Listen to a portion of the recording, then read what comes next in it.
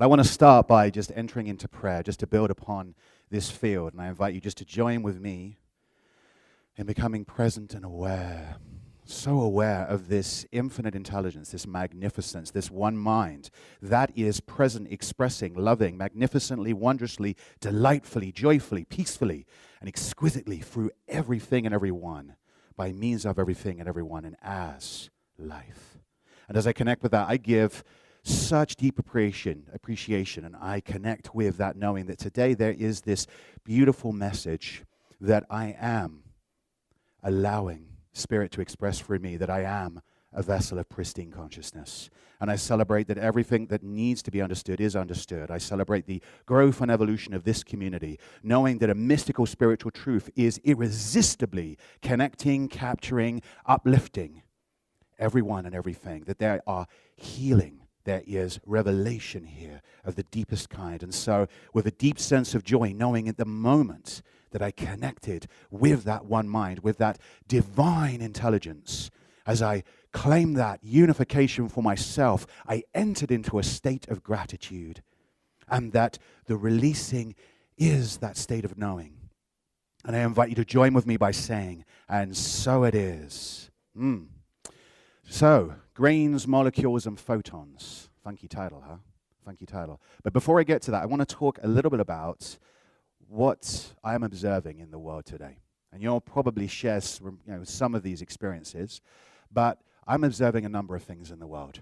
I'm observing that at the individual level, there are many people who are in pain. I'm observing that there are many people caught up in feeling insignificant, feeling alone. I'm observing that transcends, that cascades into such tragedy and horrific actions. I'm observing choices where individuals, quite often young men, for example, get caught in that insignificance and that aloneness, and they go out and they commit terrible atrocities, tragedies.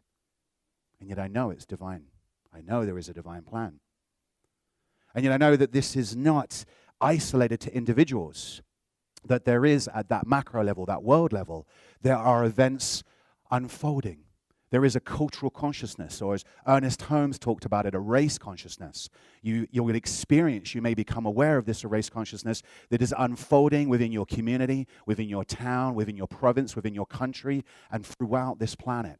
There is embedded within this collective field memories, and there are pains, and that there are reactions. Governments around the world getting caught up in ideas of paranoia and focusing on the effect, getting caught up in the pain, thinking, how can we close our borders? How can we ensure that we are not going to experience more of this fear, reacting to the effect? There's a lot of the world that is caught up in effect. There is paranoia, no-fly lists. And there are big reactions to the control that's out there. There is terrorism, there are wars, there are conflicts. Do you realize in the last 5,000 years of recorded history, there have been 15,000 conflicts that were recorded? 15,000. And then there is, through this world of effects, a hunger for facts, for science. There's a worship of science. Going back Newtonian times, Newtonian physics. Descartes saying, I think, therefore I am. It's a bit upside down. Personally, I am, therefore I think. But we've bought into this. Many of us have bought into this. And this hunger, there is such a reliance upon these facts that are measuring this world of effects, trying to tell us what is truth, and yet it is not truth, because a fact is just a moment of truth frozen in time. That is not the real truth of it. And then you have, within this, you've got a few who are controlling wealth and power, who then influence what research gets done. You noticing the trend here?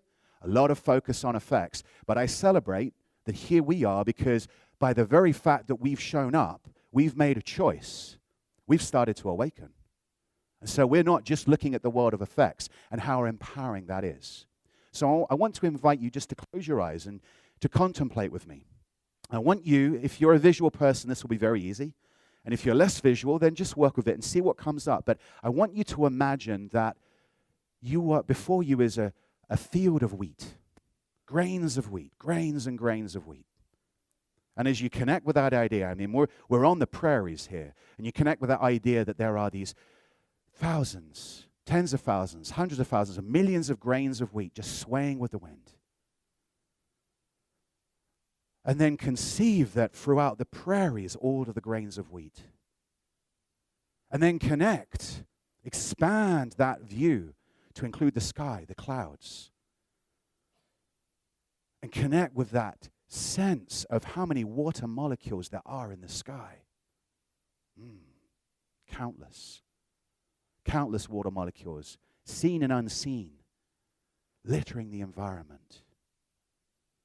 How perfect that song was. Every drop that falls creates a flower. And then expand that awareness to capture the sun in your scene. And imagine how many photons are hurtling towards those grains of wheat. That energy being transferred into food so that we can eat. And now bring your awareness back to yourself and connect with your body. You may or may not be aware of the concept of cells that make up the body. And perhaps appreciate for a moment the trillions of cells. Trillion being a number that we can't even relate to. It's just an abstract idea. You will never really see a trillion of everything or anything. But there are trillions of cells. And then connect with this intelligence that causes like-minded cells to gather and form as organs. And that body.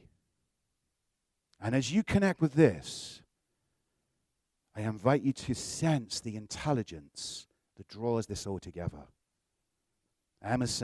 Ralph Waldo Emerson, one of the great influences on Ernest Holmes, talked about and wrote about the interconnectedness of nature and God. Never forget for a moment that there is an infinite intelligence, such infinite intelligence. And I invite you, as you allow yourself to be immersed in this recognition and this realization of the infinite mind, to know that if there is an intelligence that can ensure the wheat grows, the water falls, that the water becomes the vehicle into the wheat, and the photons transfer the energy, and that there's an intelligence that holds your body together. All of these things and so many more really constitute an infinite number of miracles, and yet the truth is they are normals. Now hold that, and thank you for joining me in that contemplation. There was a spiritual teacher who was walking with some disciples by the river, and he happened across a family, what he assumed was a family, that was arguing, shouting at each other. And he turned to his disciples, and he asked them a simple question. Why do people who are in anger shout at each other? And the disciples thought for a while, and one of them said, well, because we lose our calm, we shout. And then he responded to that, and he asked another question, but why should you shout when the other person is right next to you? You can as well tell them in a soft voice to shout at them. The disciples gave some other answers, but no one was satisfied. There wasn't an answer that came up that satisfied everybody. And the spiritual teacher, being wise, listened. And finally, he explained his understanding that when two people are angry at each other, their hearts are far apart. To cover that distance, they believe they must shout to be able to hear each other. And the angrier they are, the stronger they will have to shout to hear each other to cover that great distance. But then what happens when two people fall in love? When they fall in love, they don't need to shout at each other. They speak softly. And as their love deepens, there comes a time when they whisper. And then when their love deepens even further, there comes a time when they need no words at all. The teacher continued, this is how close two people are when they truly love each other in the purest of ways. So when you argue, do not let your hearts get distant. Do not say words that distance each other more, or else there may come a day when the distance is so great you will not be able to hear each other. You will not find the path that you need to return by. Instead, know that we are all one, and that in truth that distance is merely a perception. So I started off the talk with some thoughts about science. Science is a good thing. It's perhaps a little misunderstood and misapplied at times, but there is some good science out there. One of the sciences that are out there is an organization called the Heart Math Institute. I don't know if you've seen anything by them. And I was preparing this talk with a dear friend of mine and talked about this. And they said, oh, you should look this up. And I went and looked it up, because that's what Spirit does, delivers things to you. And do you know that the heart, compared to the brain, is a much more powerful emitter of electromagnetic energy? That the electrical component of the brain will transmit 60 times more powerfully than the brain, and the magnetic 5,000 more times powerfully. There is such a connection at the heart that they conduct something called spectral analysis to measure that when after the heart beats, and there's what you think is that stillness, there's actually an electromagnetic pulse that goes out. And that in those waves, there is the encoding of emotions. We're communicating and we don't even know it. Although science is starting to prove it. And how wonderful is that? The opening paragraph in The Science of Mind, Ernest Holmes beautifully writes, there will be a day when science and spirituality walk hand in hand. Oh, we are coming so close. So close. Now, we talked earlier on, Reverend Sherry gave us a beautiful affirmative prayer, most passionate affirmative prayer. Bless you. And it is something we teach. And those of you who are new, you may be familiar with these if you're new, you may not have heard about the 5 steps of treatment, that there is recognition, unification, realization, thanksgiving, and release. And so with recognition, what we're doing is we're connecting with recognizing this one mind, this infinite intelligence. And I deliberately wanted to start this talk off with a prayer because I wanted to really connect with that. I wanted to recognize this one mind, this spirit. And then we unify. We connect and we embrace. And the point of that contemplation was to invite you just to spend a little time to connect with me in recognizing the infinite nature. In The Science of Mind, there's a point where Ernest Holmes talks about you can contemplate the grains of sand on a beach. But I was coming to Saskatoon, and I figured this is the prairies. I'll go with wheat. Match the audience, right? So for those of you who are new or newer, I'm going to ask your forgiveness because I'm going to share in a bit more of an advanced teaching. So I'm 2 years into 3-year ministerial studies. So in a year from now, I graduate when I get my panels. Last week, I did my Science of Mind 400 exam, which is it's a grueling exam. I was 6.5 hours on it. I was not the last. The last person was 8.5 hours. But I understand why they do it. There was about 20 essay questions, and they want to understand, do these ministers-to-be, these wannabes, really have the consciousness under stress? And the ministers who've done this exam are nodding and going, yeah, I remember that. Good times, right? So in preparing for that, though, I have not only the Science of Mind, several copies of it, but I have the audio recording, and I listen to it in my car, and I've listened to the Science of Mind. I don't listen to music anymore. I just listen to the Science of Mind, and I've at least 10 times. So in preparing for that, that's because, first of all, it was a great passive way of studying. But at the same time, it really allowed me to immerse myself in the teachings. Why? Because my teacher, Dr. Ken Gordon, who's our spiritual leader, he talks about the idea that a minister of the Science of Mind is here to teach the Science of Mind. So I really want to get clear on the Science of Mind. I want to be able to connect with it. And I started to connect with it very deeply. And some interesting things surfaced for me. One in particular I'm going to focus on today. Do you know that Holmes, in at least 2 different places, talks about the 3 steps to treatment? In Thanksgiving, in the glossary, you will see a specific reference to the 3 steps of treatment.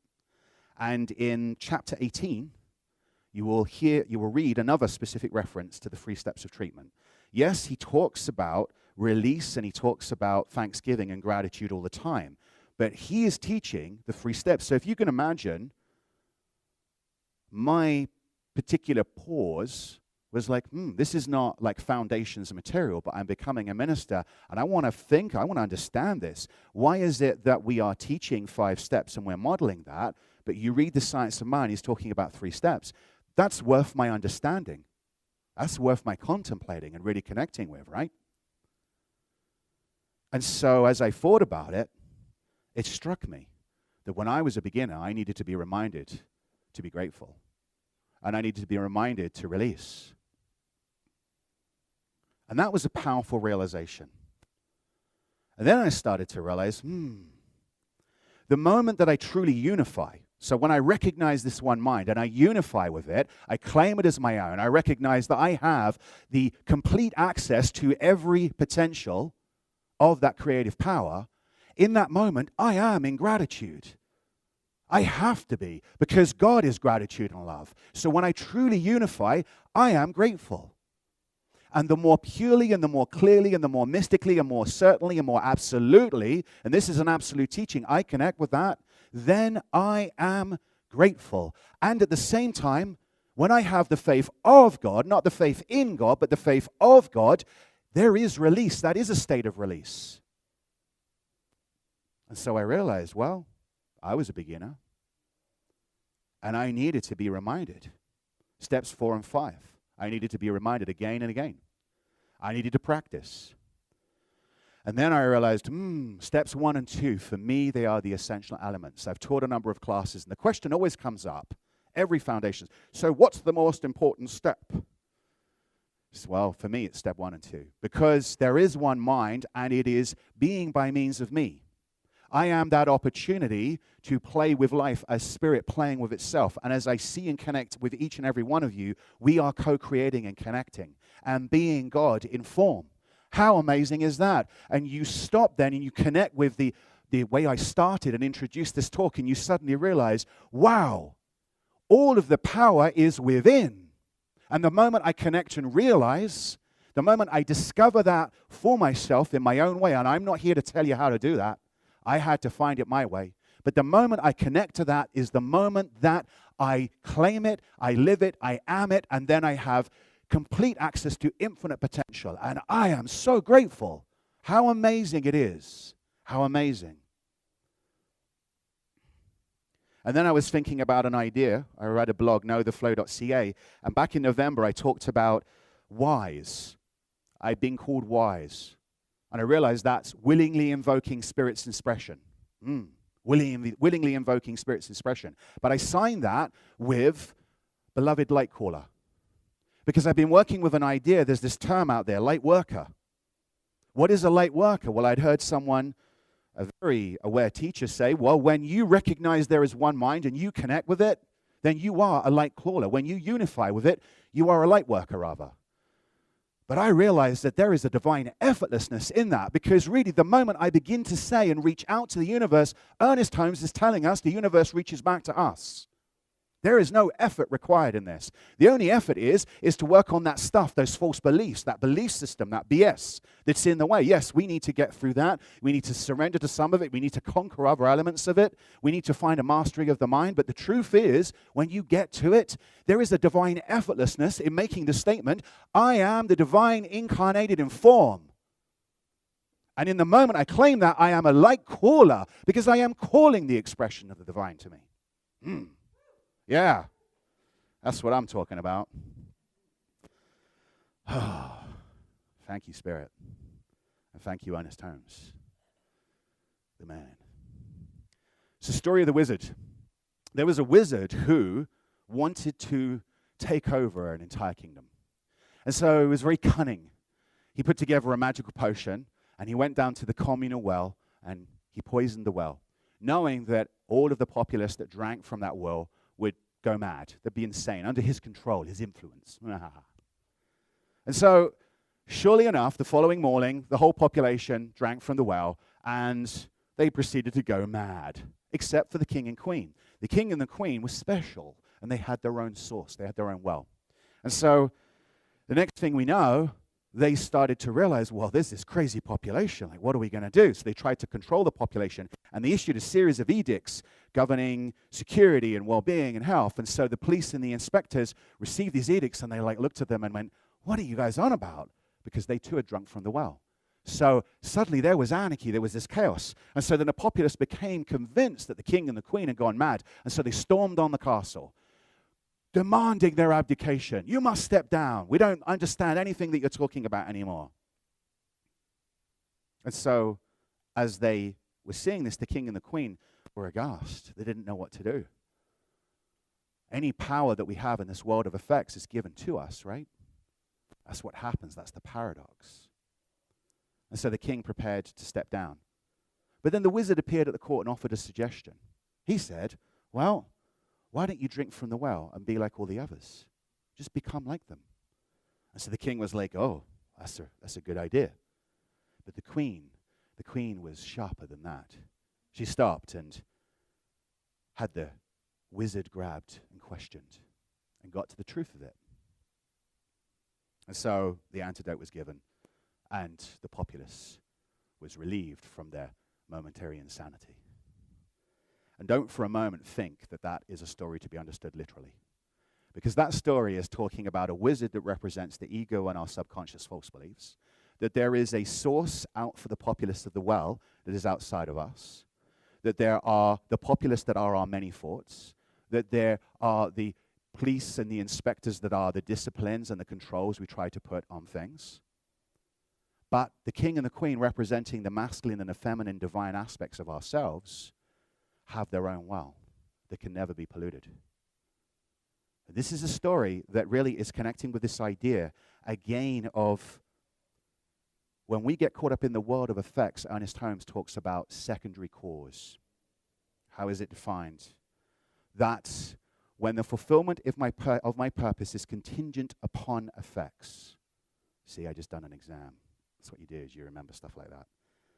But secondary cause is when we focus on effects, on the world outside us, when we focus on the grains, the molecules, and the photons, and think that that effect is what it's about, we get lost. We can, for a short while, exercise the perception of some kind of control, but it's really not the truth of it all, because what we work with in this teaching is first cause, that cause within, recognizing we're all creative. I talked the last time I was here about the 4 kingdoms of consciousness. So the first kingdom is victim, the second kingdom is creation, the third kingdom is co-creation, the fourth kingdom is oneness. Those of you who were here before, you may remember, I'll just quickly explain it. The idea is that in the kingdom of victim, I'm asleep, and what I'm doing is I'm blaming the world outside. So like the king, the king's looking out and sort of connecting with that idea of, well, the populace are mad, so I should go and join them and just do what they're doing and make it easier. Or I'm going to blame the populace. I'm going to blame other people for my stuff. And then there's this kingdom of creation when we start to take responsibility and recognize that we can work with first cause. And that's a wonderful, powerful thing, because suddenly we are empowering ourselves. And then there's kingdom of co-creation when we start to recognize that everybody is also imbued with this creative potential. So we're all playing at this creative experience called life. And it's wonderful, right? And then there's kingdom of oneness, where you see the Father, where you see me, you see the Father, because as I speak, I am. I am that I am. It's an interesting miscomprehension when Jesus was recorded as saying, I am the way. Really what he was saying was, I have found the way. I am the way. Spirit. And remember, these went through translations from Aramaic being spoken to Greek being recorded to Latin to English. So it got diffused along the way. But that idea of I am the truth, the way, and Ernest Holmes saying in The Science of Mind, anyone to claim that they are the way really gets it, because they are getting that, yes, each and every one of us is the way, has the way. We merely have to claim it. How amazing is that? So to go from kingdom 1 to 2, we have to give up blame, right? We have to start taking spiritual responsibility. To go from kingdom 2 to 3, we have to surrender. We have to give up control, recognizing that there is this divine play, but we mustn't get caught up in the effects. We look within. When we go into that third kingdom, that's the healing pit, because now we're really starting to get it, and we're going to look back to our past old beliefs, our false beliefs, and we're really going to sit with them. And we're not going to do spiritual bypass and go, I'm going to go straight to treatment. Yes, because that's not happening. No, we're going to sit with it. What's that feeling telling me? Because that feeling is a product of my previous thoughts that were probably egoically driven. And if that feeling is not in love, then it is not a feeling that stems from that first cause of God, of spirit. So therefore, it is to be examined. And I invite you to do that as you see fit. But as we truly surrender in that third kingdom, we're entering through that door of transcendence. And as we rise to the fourth kingdom, we rise in all areas of our lives.